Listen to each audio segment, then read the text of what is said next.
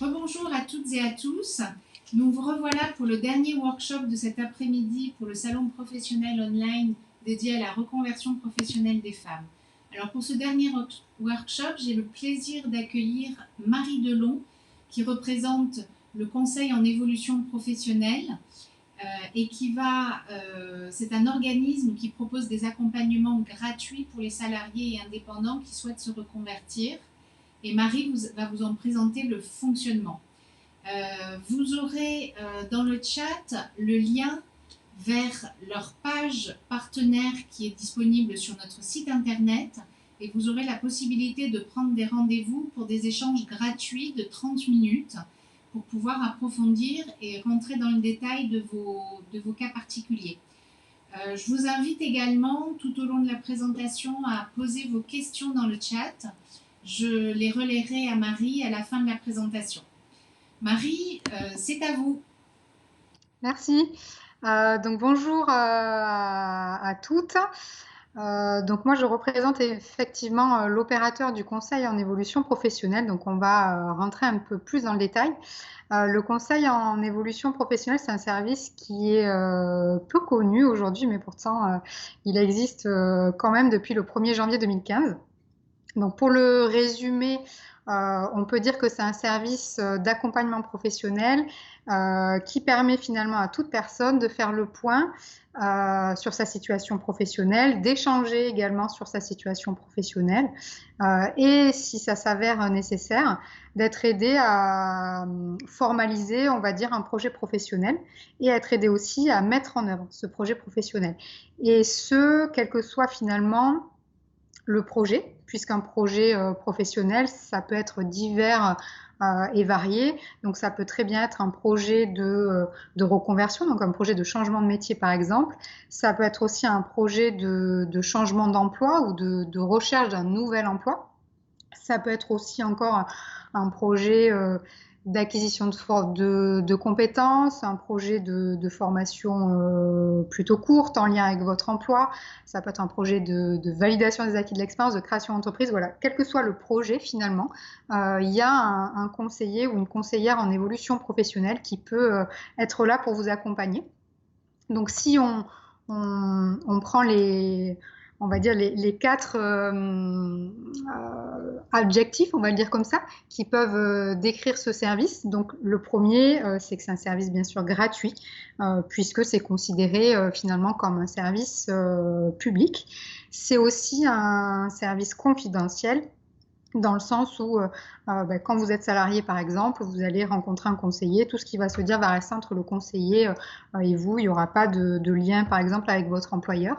C'est aussi un conseil neutre, c'est-à-dire que quand on peut vous aider à choisir un organisme de formation, par exemple, ce sera forcément un conseil neutre et qui sera cohérent avec votre situation et vos besoins. Et c'est un service, enfin, on va dire, accessible à tous, finalement, quel que soit le statut.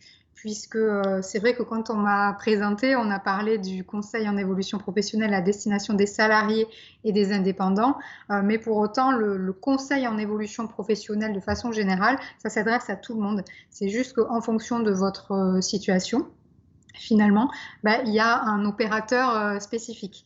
Donc, par exemple, quelqu'un qui est inscrit à Pôle emploi, donc l'opérateur du conseil en évolution professionnelle, c'est Pôle emploi. Une personne, par exemple, qui aurait un statut cadre, l'opérateur du conseil en évolution professionnelle, ça va être par exemple l'APEC, l'Agence pour l'emploi des cadres. Pour les jeunes, ça va être le réseau des missions locales. Pour les personnes en situation de handicap, qu'elles soient demandeurs d'emploi ou salariés d'ailleurs, ça va être les Cap emploi. Et enfin, pour le public vraiment très particulier, donc que je représente aujourd'hui, salariés et travailleurs indépendants, en fait, il y a un opérateur régional. Donc, il peut être différent selon les régions, puisque il est désigné tous les 4 ans dans chaque région. Et donc, en région Occitanie, cet opérateur, on va dire, qui s'occupe plus particulièrement des salariés et des indépendants, c'est, on va dire, un groupement qui associe plusieurs structures et au sein duquel on va retrouver à la fois le réseau des CIBC. Je ne sais pas si vous connaissez, donc ce sont les centres interinstitutionnels de bilan de compétences. Et on va retrouver également dans ce groupement qui délivre le conseil en évolution professionnelle, les chambres des métiers de l'artisanat, les chambres de commerce et d'industrie et les chambres d'agriculture. Donc en gros, les 3 chambres consulaires, comme on peut les appeler. Donc cet ensemble finalement de structures, CIBC, chambres consulaires, ça constitue finalement l'opérateur du conseil en évolution professionnelle pour les salariés et les indépendants en Occitanie. Si jamais vous ne faites pas partie de la région Occitanie, ce qui est possible, sachez que vous pouvez retrouver qui est votre opérateur sur le site internet en fait, du CEP. Normalement, il sera affiché à la fin de ma présentation. Voilà, puisqu'il y a un site finalement national, puisque ça existe partout, et vous pourrez, en sélectionnant votre statut et votre région, trouver qui est l'opérateur qui vous concerne. Donc, en Occitanie plus particulièrement, pour les salariés et les indépendants, il y a du coup au total, dans les structures que j'ai citées, plus de 150 conseillers à peu près qui interviennent et on va être présent sur 37 villes au total de la région. Donc, on essaie vraiment de vous proposer des rendez-vous au plus proche de chez vous. Même si là, bien sûr, avec la situation sanitaire, on propose aussi bien des accompagnements distanciels que des accompagnements présentiels, puisqu'on est autorisé à délivrer un service en présentiel, puisque l'on est considéré comme un service public. Et pour que, on va dire, nos services puissent aussi s'adapter au public, les salariés, on va proposer des rendez-vous le soir et le samedi matin dans au moins une ville par département. Donc normalement, vous devriez trouver votre bonheur parmi nos possibilités de rendez-vous si vous avez en tout cas besoin d'être reçu le soir ou le samedi matin. Donc voilà un petit peu pour la présentation de l'opérateur que je représente. Ensuite, si on va un peu plus dans le détail pour parler de qu'est-ce qu'on fait finalement dans le cadre d'un conseil en évolution professionnelle. Donc là, je parle vraiment pour les salariés et les indépendants. On va dire qu'il y a différentes étapes principales. La première, c'est ce que l'on va appeler, nous, l'aiguillage. C'est la porte d'entrée, on va dire, dans le service.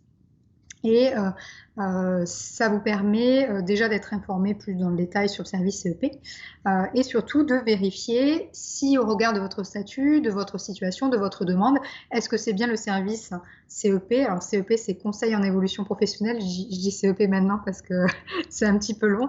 Mais voilà, cette étape d'aiguillage, ça vous permet aussi de vérifier que le service CEP correspond bien, voilà, pourra bien être là pour répondre à votre demande. Et donc, principalement, il y a un numéro unique qui existe pour tous les salariés de la région Occitanie qui s'affichera aussi à la fin de la présentation. Sachant que, à l'issue de cet aiguillage-là, si on constate d'une part que vous êtes bien salarié ou indépendant, mais aussi que le service est bien là, peut permettre de répondre à votre demande, s'il y a ensuite un rendez-vous qui est fixé, sachez que ça se fait plutôt en dehors de votre temps de travail. Alors bien sûr, si votre employeur est d'accord pour vous laisser vous absenter de votre poste de travail, c'est tout à fait possible. Mais quand on est salarié, l'employeur n'a aucune obligation d'accorder finalement une absence sur le temps de travail pour aller réaliser un accompagnement. Donc du coup, de façon générale, ça se fait plutôt en dehors du temps de travail et je l'ai déjà dit tout à l'heure, ça restera de toute façon complètement confidentiel, il n'y aura pas de lien avec l'employeur. Donc une fois qu'il y a un premier rendez-vous éventuellement de fixé, on va finalement, vous allez rentrer dans ce que l'on appelle le premier niveau de conseil. Et donc ce premier niveau de conseil, ça dure en moyenne, on va dire 2 heures. Sachant que plusieurs rendez-vous sont possibles sur ce premier niveau de conseil. L'objectif de ce premier niveau, c'est vraiment de vous permettre d'exprimer votre demande, de vous permettre de clarifier vraiment votre besoin, de finalement bien dessiner tout le contexte, les contours de votre situation professionnelle et surtout de votre projet, si vous en avez déjà un, de voir aussi quelles sont vos envies, vos attentes, etc. Et en fonction de tout ça, de vous donner déjà un premier niveau d'information. Quand on parle de premier niveau d'information, ça va être par exemple de l'information sur l'offre de formation comment on recherche une offre de formation, comment on utilise par exemple son compte personnel de formation, le CPF. Ça peut être aussi des renseignements sur les dispositifs de financement de formation. Par exemple, pour les salariés, on va trouver le PTP, le projet de transition professionnelle. Donc voilà, ça va être un premier niveau d'information sur la formation et les dispositifs, mais ça peut être aussi de l'information sur le marché du travail, sur les métiers, etc., etc. L'objectif de ce premier niveau de conseil, c'est vraiment que vous ayez posé votre situation et obtenu voilà, un premier niveau vraiment d'information par rapport à votre situation. Soit le service s'arrête là, parce que vous avez eu les réponses qu'il vous fallait et que vous pouvez continuer en autonomie. Mais si c'est nécessaire et si vous en exprimez le besoin, vous allez pouvoir passer dans ce que l'on appelle le second niveau de conseil. Et donc là, sur ce second niveau de conseil, on est plutôt sur un accompagnement personnalisé pour vraiment élaborer, formaliser et mettre en œuvre le projet. On n'est plus seulement dans l'analyse de la situation et la délivrance d'informations, on est vraiment dans de l'accompagnement personnalisé au projet. Et donc là, en moyenne, on va être sur à peu près 6 heures d'accompagnement, sachant que ça peut s'étaler sur 18 mois. Voilà, donc ça peut vraiment être assez long dans le temps. Et la durée d'accompagnement, c'est une moyenne, puisque pour certaines personnes qui ont déjà notamment bien avancé dans leur projet, ben, parfois 3 heures d'accompagnement, ce sera suffisant. Et puis pour d'autres, il en faudra peut-être 8 ou 9. Donc là, les 6 heures d'accompagnement, c'est vraiment une moyenne. Dans le cas de ce second niveau de conseil, on va vous aider finalement à définir ou à valider votre projet, quelle que soit toujours la nature de votre projet, hein, que ce soit un changement de métier, de la recherche d'emploi, etc. Et on va vous aider pour ça à recueillir finalement par vous-même ou via des sites spécialisés, etc., toutes les informations utiles pour que vous puissiez décider de vous lancer ou pas dans tel ou tel projet. Dans le cadre de ce second niveau de conseil, on va pouvoir, par exemple, vous inviter à rencontrer des professionnels qui exercent le métier, par exemple, que vous aimeriez exercer vous. On va pouvoir aussi vous prescrire des conventions de stage dans le cadre de ce que l'on appelle les PMSMP. C'est difficile à dire, mais ce sont les périodes de mise en situation en milieu professionnel. Donc, ça vous permet d'aller découvrir, par exemple, un métier ou un environnement professionnel en ayant une convention finalement de stage, en étant couvert, bien sûr, en dehors de votre temps de travail, puisque le CEP, c'est vraiment quelque chose qui est à l'initiative de la personne et qui ne concerne pas du tout votre employeur. Et bien sûr, l'objectif de ce second niveau de conseil, ça va être de vous aider à formaliser finalement un plan d'action ensuite pour mettre en œuvre ce projet-là. Et ce projet peut notamment passer par un projet de formation, notamment quand il s'agit d'un changement de métier. Et donc, le conseiller en évolution professionnelle ou la conseillère, il y a beaucoup de conseillères quand même, va pouvoir être là par exemple, pour vous aider à monter un dossier de demande de financement, par exemple, mais bien sûr pas que, puisque s'il y a aussi un projet, par exemple, de recherche d'entreprise ou de recherche de nouvel emploi, il va aussi pouvoir vous aider à travailler sur vos compétences, votre CV, vous aider peut-être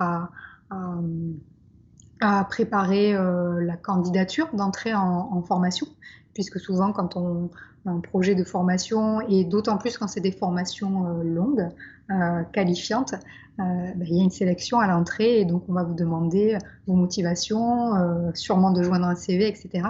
Donc tout ça, c'est des choses aussi qui peuvent être travaillées dans le cadre du conseil en évolution professionnelle. Pour, on va dire, résumé, et je m'arrêterai sûrement là ensuite, notamment pour répondre aux questions et pour pas manger trop de temps pour la suite. Le conseil en évolution professionnelle, ça permet finalement de prendre du recul sur sa situation professionnelle. Ça peut permettre aussi de mieux se connaître pour savoir comment valoriser peut-être ses compétences ou son parcours par rapport à un projet de changement de métier ou autre. Ça peut permettre aussi finalement de se repérer dans l'offre de formation notamment quand on a un projet soit de changement de métier, soit juste d'acquisition de compétences complémentaires, puisque l'offre de formation est vraiment très variée, il y a beaucoup de choses. Donc le conseiller, il peut être là aussi pour vous guider dans ces démarches-là, vous outiller, notamment pour que vous puissiez vous-même repérer la formation ou le métier qui vous tient le plus à cœur. Donc voilà pour la présentation générale du conseil en évolution professionnelle. Je vais peut-être m'arrêter là. S'il n'y a pas de questions particulières, je pourrais peut-être parler de situations, de cas que l'on a pu rencontrer. Mais sinon, je peux répondre à des premières questions s'il y en a. Oui, Marie, merci beaucoup pour cette présentation. C'est effectivement un service qui est très intéressant. Une petite question, à part être salarié ou indépendant, on l'a compris, y a-t-il d'autres critères pour bénéficier de vos services? Non, c'est vraiment la porte d'entrée. Alors là, je parle vraiment du coup du service que je représente, hein, qui s'adresse qu'aux salariés, aux indépendants. Donc la porte d'entrée, c'est vraiment être en emploi. Quel que soit le contrat d'ailleurs, hein, ça peut être un CDI, un CDD, de l'intérim, un intermittent, de l'apprentissage aussi. Et pareil pour les indépendants, c'est quelle que soit la nature de l'activité, ça peut être une profession libérale, un artisan, un exploitant agricole, voilà. Mais par contre, il faut effectivement avoir un pied soit en tant que travailleur indépendant, soit en tant que salarié au démarrage en fait du service. Et sinon, si on a un autre statut, par exemple demandeur d'emploi, l'opérateur du conseil en évolution professionnelle, ça va être Pôle emploi, par exemple. Très bien, merci. Une autre question, vous parliez du fait que vous accompagnez également ces personnes qui se destinent à la création d'entreprises. En quoi consiste cet accompagnement? Alors, on accompagne, en fait, il y a deux sortes d'accompagnement, c'est-à-dire qu'on peut accompagner les personnes qui sont déjà entrepreneurs pour les aider justement à mobiliser leurs droits à la formation, pour les aider à, on va dire, acquérir des compétences complémentaires pour exercer leur métier ou pour développer leur entreprise. Et ensuite, on va pouvoir aussi accompagner un salarié qui aurait un projet de création d'entreprise.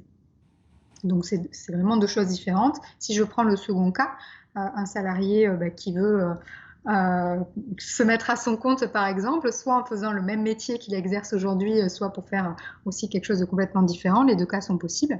L'accompagnement que l'on va proposer, en fait, il va dépendre aussi du niveau d'autonomie de la personne et de là où elle en est dans son projet.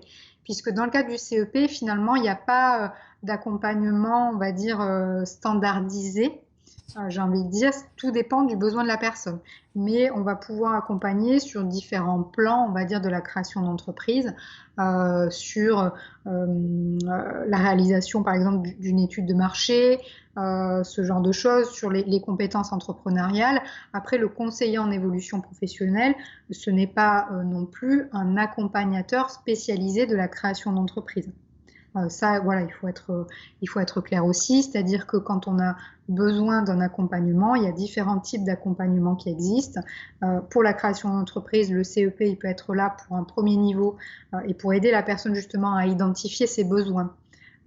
Et bien souvent, le conseiller en évolution professionnelle, il va pouvoir réorienter par exemple le salarié vers une prestation, on va dire plutôt externe, du coup, d'accompagnement à la création d'entreprise avec des personnes spécialisées sur le sujet, notamment si la personne a besoin d'un accompagnement très très approfondi sur le sujet. Et ça va s'analyser justement en échangeant lors du premier niveau de conseil avec le conseiller pour voir justement quel est le besoin de la personne, quels sont ses besoins d'accompagnement, quels sont les outils que le conseiller peut proposer.